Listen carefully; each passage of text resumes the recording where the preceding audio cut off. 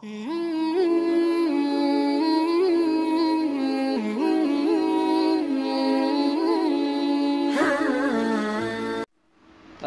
علیکم ورحمۃ اللہ وبرکاتہ۔ میں ہوں قاری سید عبدالعظیم کاشفی، آپ کا عبدالعظیم آفیشیل چینل میں استقبال کرتا ہوں، خیر مقدم کرتا ہوں۔ وعدے کے مطابق اللہ کے فضل و کرم سے آج پھر آپ سے ملاقات کا شرف حاصل ہوا ہے۔ امید ہے کہ آپ تمام کے مزاج گرامی بخیر ہوں گے۔ اللہ تعالیٰ آپ کو اسی طرح سے خوش خرم رکھے اور آپ تمام کی عمروں میں خوب برکت عطا فرمائے۔ محترم ناظرین، ہم نے تو پچھلے سبق میں حروف مقطعات لیے تھے۔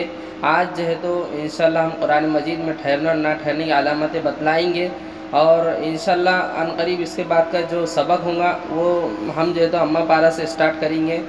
ہم جو ہے تو ہمارا آج جو ہے تو نورانی قاعدہ الحمدللہ ختم ہونے جاتا ہے۔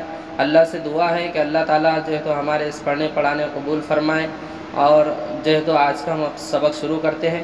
اعوذ باللہ من الشیطان الرجیم، بسم اللہ الرحمن الرحیم۔ قرآن مجید میں ٹھہرنے اور نہ ٹھہرنے کی علامتیں۔ قرآن کریم چونکہ عربی زبان میں ہے اور ہر شخص عربی زبان نہیں جانتا، اس لیے قرآن کریم میں جگہ جگہ کچھ علامات یا نشانیاں دی گئی ہے جن کی مدد سے پڑھنے والا صحیح جگہ رک سکے اور معنی میں کوئی خرابی نہ ہو، جن کی تفصیل یہ ہے۔ میم، یہ وہ علامت ہے جہاں ضرور ٹھہرنا چاہیے۔ تو جیم، یہ وہ علامات ہے جہاں ٹھہرنا چاہیے۔ ناظرین کرام،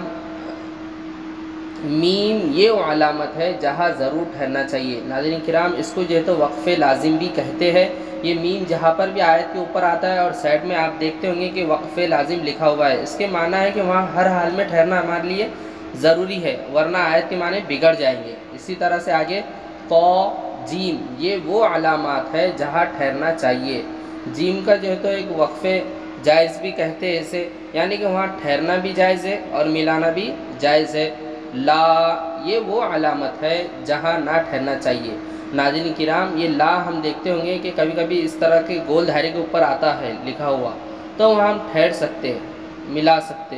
لیکن اگر یہ لا درمیان میں آئے، کسی آیت کے ایسے گول دھارے کے اوپر نہ ہو بلکہ بیچ میں ہو، دو آیتوں کے درمیان میں ہو، تو وہاں ہر حال میں ملانا ضروری ہے۔ اگر ساتھ چھوڑ کے ٹھہر گئے لیکن دوبارہ پیچھے سے ملا کے آپ کو پڑھنا ضروری ہے، ورنہ آیت کے معنی بگڑ جائیں گے۔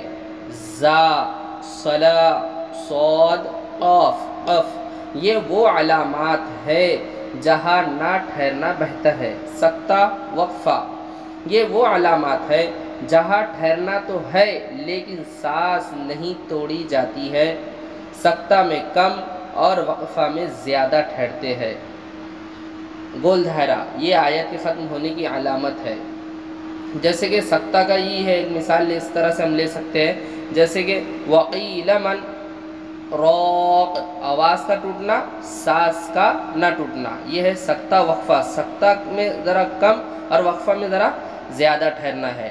ناظرین کرام، ہم آج کا سبق یہیں ختم کرتے ہیں۔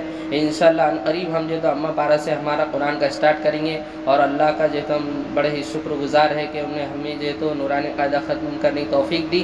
انشاءاللہ جو ہے تو آپ جو ہے تو ہمارا اسی طرح سے ساتھ دیں، اور جو ہے تو ہمارے اس چینل کو لائک کرے، شیئر کرے، سبسکرائب کرے، تاکہ آنے والی ہر ویڈیو آپ تک پہنچ سکے۔ جزاک اللہ خیر۔ سبحان اللہ والحمد للہ۔